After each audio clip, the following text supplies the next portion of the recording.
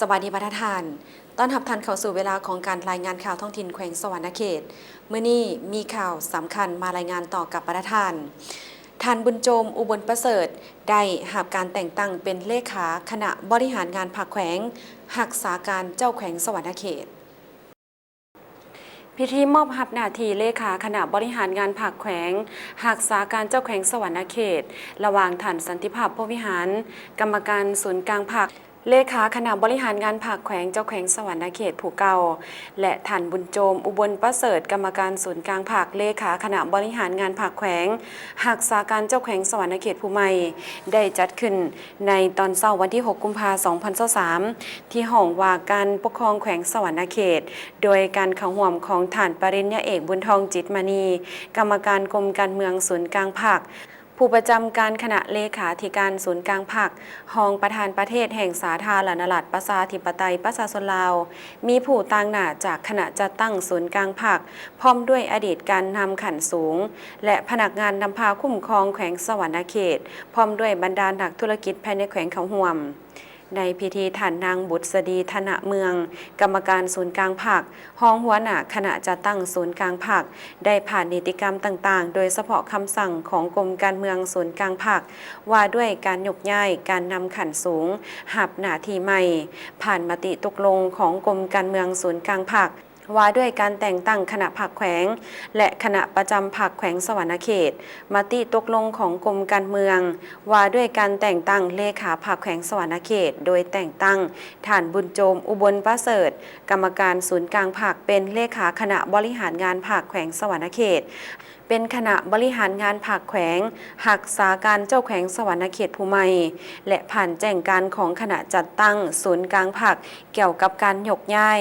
และแต่งตั้งพนักงานนำพาขันสูงไปหับหน้าที่ใหม่ตกลงยกย้ายท่านสันติภาพโพวิหารกรรมการศูนย์กลางภาคเลขาคณะบริหารงานภาคแขวงเจ้าแขวงสวรรณเขตผู้เก่า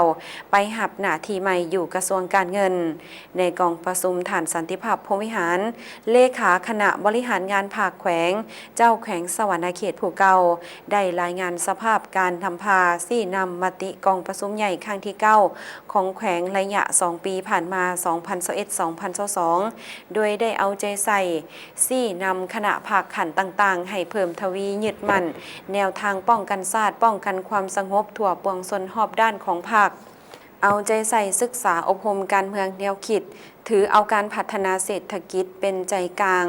ด้วยการสุมทุนทอนและปลุกระดมทุกภาคส่วนเข้าร่วมในการปฏิบัติบรรดาโครงการต่างๆเป็นต้นแมนสุมใส่แก้ไขความทุกข์ยากของประชาชนหันการผลิตแบบธรรมชาติเข่งธรรมชาติไปสู่การผลิตเป็นสินค้าและหันเป็นทันสมัยเทอละก้าวสร้างเงื่อนไขอำนวยความสะดวกและสุขโยส่งเสริมให้ผู้ประกอบการทั้งภายในและต่างประเทศเข้าร่วมในการพัฒนาแขวงสวรรณเขตนับมือนับหลายขึ้นเฮ็ดให้คงเขตการผลิตกสิกรรมบรรดาหัวหน่วยธุรกิจขนาดน้อยขนาดกลางได้เติบใหญ่ขยายตัวติดพันกับการปรุงแต่งและการตลาดมีการนำใช้เทคนิคและเทคโนโลยีทันสมัยประกอบส่วนอันสำคัญในการหันเปลี่ยนโครงประกอบเศรษฐกิจและช่วยกระตุกสุขอยู่เศรษฐกิจของแขวงขยายตัวต่อเนื่องเฉลี่ย7ส่วนห้อยขึ้นไปปัจจุบันทั่วแขวงมีครอบครัวพ้นทุกข์แล้ว 140,480 ครอบครัวความเอา83ส่วนห้อยมีครอบครัวพัฒนา 155,540 ครอบครัวความเอา62ส่วนห้อยมีบ้านพ้นทุกข์7ห้อย22บ้านความเอา70ส่วนห้อยของจำนวนบ้านทั่วแขวงมีบ้านที่บรรลุมาตรฐานการพัฒนาถึงห้อย47บ้านความเอา14ส่วนห้อยและนำพาซี่นำการสั่งบ้านตั้งอะไรเก่าเมืองนองเป็นตัวเมืองน้อยในชนบทบรรลุ10มาตรฐานและยังข้าง6มาตรฐานที่จะต้องได้สืบต่อก่อสร้างในปีต่อไปทั่วแขวงสวรรณเขตมีเมืองที่บรรลุมาตรฐานพ้นถูกตามดำรัส348ทับลบจำนวน6เมืองความเอา40ส่วนห้อยของเมืองเข้มแข็งหอบด้านแม่นความเอา40ส่วนห้อยส่วนเมืองเข้มแข็งหอบด้านแม่นยังอยู่ในขั้นตอนการสืบต่อก่อสร้างโดยเล็งใส่4เมือง1นครคือนครไกรสอนโพวิหารเมืองจำพรเมืองไซภูทองเมืองไซบุรีเมืองอุทุมพร การจัดตั้งปฏิบัติวาระแห่งชาติว่าด้วยการแก้ไขความยุ่งยากทางด้านเศรษฐกิจการเงินในหาเวียกจุดสุมและ64คาดหมายโดยรวมแล้วเห็นว่าเป็นขบวนการกว้างขวางสมควรหลายแขนงการเอาใจใส่ปฏิบัติพันขยายตามสิทธิภาระบทบาทสมทบกับการมีส่วนร่วมของภาคส่วนธุรกิจเฮ็ดให้หลายคาดหมายมีความคืบหน้าดีพอสมควรที่พ้นเด่นแมนเวียกจุดสุมที่2สร้างความเข้มแข็งด้านเก็บรายหับ14คาดหมายแม่นได้สำเร็จและจุดสุมที่3ด้านเวียกงานส่งเสริมการประหยัดต้านการฟุ่มเฟือยและการแก้ไขหนี้สิน11คาดหมายสำเร็จเวียกจุดสุมที่5การยกสูงประสิทธิภาพการคุ้มครองหลัดด้วยกฎหมาย2คาดหมายก็สามารถจะตั้งปฏิบัติสำเร็จตามคาดหมาย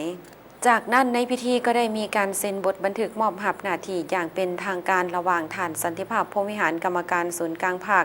เลขาคณะบริหารงานภาคแขวงเจ้าแขวงสวรรณเขตผู้เก่าและฐานบุญโจมอุบลประเสริฐกรรมการศูนย์กลางภาคเลขาคณะบริหารงานภาคแขวงหักษาการเจ้าแขวงสวรรณเขตผู้ใหม่โดยการห่วมเป็นสักขีพยานของฐานปริญญาเอกบุญทองจิตมณีกรรมการกรมการเมืองศูนย์กลางภาคผู้ประจำการคณะเลขาธิการศูนย์กลางภาคห้องประธานประเทศแห่งสาธารณรัฐประชาธิปไตยประชาชนลาวพร้อมด้วยบรรดาแขกศูนย์กลางและท้องถิ่นเข้าร่วมโอกาสเข้าร่วมครั้งนี้ฐานปริญญาเอกบุญทองจิตมณีก็ได้มีคำเห็นว่าการสับเปลี่ยนหน้าที่ของพนักงานการนำแต่ละขั้นแม่นเวียกงานปกติที่พวกเขาเคยปฏิบัติมาแม่นความเรียกร้องต้องการของหน้าที่เวียกงานทั้งเป็นหลักการระเบียบการของพรรคพร้อมนี้ฐานห้องประธานประเทศก็ยังได้เน้นนักให้คณะบริหารงานภาคแขวงจงสืบต่อเอาใจใส่ต่อเวียกงานการเมืองแนวคิดอย่างต่อเนื่องถือเอาเวียกงานการเมืองแนวคิดเป็นสนามหบเป็นเวียกแถวหน้าที่ต้องเฮ็ดก่อนสอดห่อยไปถูกโคงเขตเวียกงานต้องมีการหันเปลี่ยนวิธีเฮ็ดเวียกการเมืองแนวคิดด้วยหลายรูปหลายวิธีโดยสอดคล้องกับแต่ละกลุ่มเป้าหมายอย่างนิ่มนวลจับอกจับใจแหลมคมทันการกว่าเก่าเฮ็ดให้พนักงานสมาชิกภาคทหารตำรวจและบรรดาประชาชนบรรดาเผ่า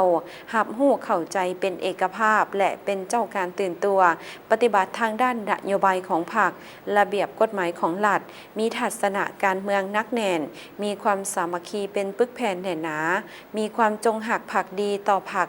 และเชื่อมั่นต่อการทำพาของพรรคมีความอุ่นเอียงทำมาหากินมีความรับผิดชอบและปฏิบัติหน้าที่เวียกงานที่ได้รับมอบหมายให้มีผลสำเร็จสืบต่ออยู่แห่งการพัฒนาเศรษฐกิจสังคมของแขวงให้แข็งแรงเป็นต้นกระแม่นอยู่แห่งขบวนการผลิตเป็นสินค้าสร้างพื้นฐานรายรับที่มั่นคงและยาวนานของแขวงสุขอยู่ส่งเสริมการผลิตที่เป็นดอนแหงใหม่ของประชาชนให้เป็นขบวนการอย่างแข็งแรงกว้างขวางเอาใจใส่ซี่นำแก้ไขสิ่งหย่อท่อต่างๆในสังคมสร้างชีวิตการเป็นอยู่ของประชาชนให้นับมือนับดีขึ้นบรรดาแผนกการของแขวงบรรดาเมืองต้องสืบต่อเพิ่มทวีความรับผิดชอบหน้าที่การเมืองของตน